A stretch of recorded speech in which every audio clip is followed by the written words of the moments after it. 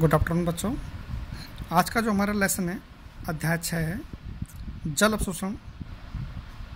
तो सबसे पहले हम जल के रूप पढ़ेंगे। यहाँ पे क्या होता है जल। देखिए, सामान्य जल का सूत्र आप सब जानते हो, H2 होता है और हमारी धरती पर इसका 71% पाया जाता है जल का, पूरी धरती, संपूर्ण धरती पर। सबसे अधिक मात्रा में पाया जाने वाला ऐसा पदार्थ है, ऐसा द्रव्य है जो सर्वाधिक पाया जाता है। ये देखिए जल के रूप, जल के प्रकार।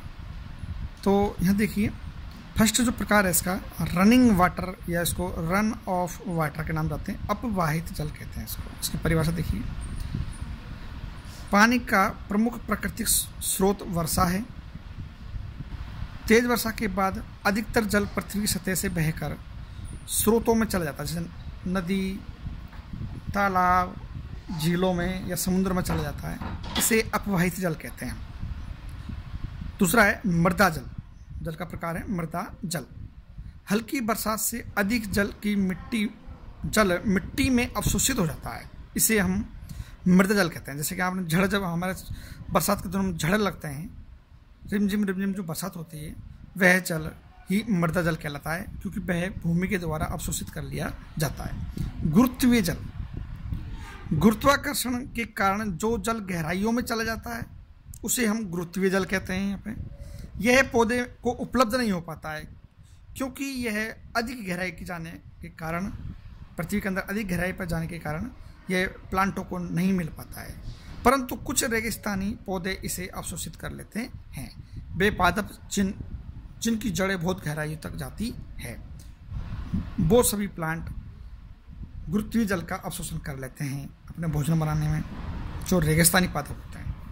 आर्द्रताग्राही जल, कुछ पानी मिट्टी के कणों की सतह पर अवशोषित हो जाता है, इसे हम आर्द्रताग्राही जल कहते हैं। नमी, जो मिट्टी के पार्टिकल होते हैं उनके चारों तरफ एक लेयर बना लेते हैं, उसको हम आर्द्रताग्राही जल कहते हैं। यह भी पौधों को उपलब्ध नहीं हो पाता है, क्योंकि जैसे ही प्रकाश तेज होता है या तेज धूप पड़ती है, तापमान बढ़ता है, तो वो जल वाष्पित हो जाता है और हमारे जितने भी प्लांट्स हैं उनको नहीं मिल पाता है।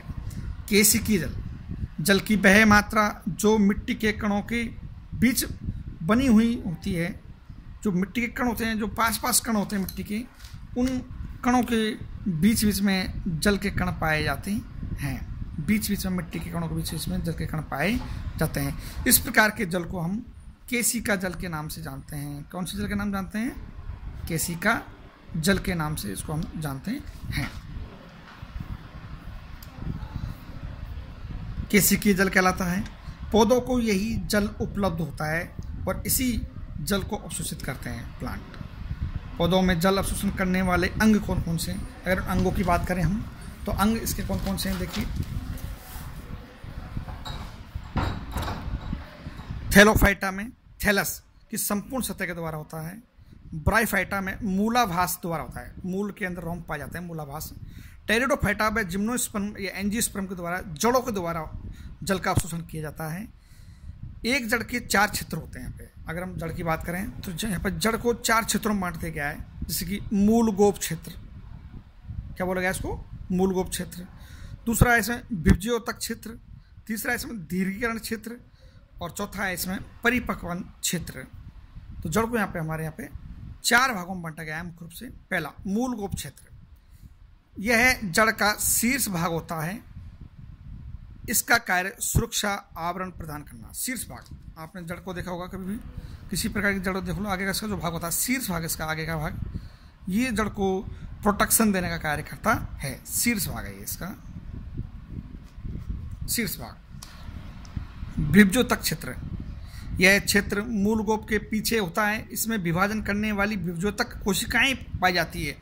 इसे में सेल डिवीजन का कार्य चलता है, विदलन का संसूत्र विभाजन काम चलता है, जहां से बहुत लगातार चलने की वजह से क्या कोशिका वृद्धि करती रहती है। यह जड़ की वृद्धि को निर्धारित करती है। दीर्घीकरण क्षेत्र, यह जड़ का सर्वाधिक लंबाई वाला क्षेत्र होता है। इस क्षेत्र में पाई जाने वाली कोशिकाएं लंबाई में वृद्धि करती है। जो बीच वाला भाग होता है उसको हम बोलते हैं दीर्घीकरण क्षेत्र।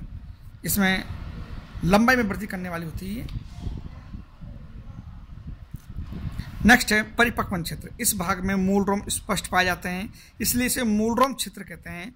मूलरोम का प्रमुख कार्य जल का अवशोषण करना होता है। यह सर्वाधिक जल अवशोषण करने वाले भाग होते हैं। इसका डायग्राम देखिए, ये मूल को एक रूट का टिप का डायग्राम है। इसके चारों तरफ पाए जाने वाले ऊपर तरफ ये मूलरोम है, इसको परिपक्वन क्षेत्र में रखा गया है। जो सबसे लंबा भाग है इसको दीर्घीकरण क्षेत्र कहा गया है, और ये मेरिमेस्टिक क्षेत्र कहा जाता है इसको। जो मूल गोप के जो निचला वाला भाग है उसको मेरिमेस्टिक या विद्युतक क्षेत्र कहा जाता है, और ये उसका एपिकल भाग है, इसका निचला वाला भाग, इसको मूल गोप कहा जाता है या शीर्ष कहा जाता है।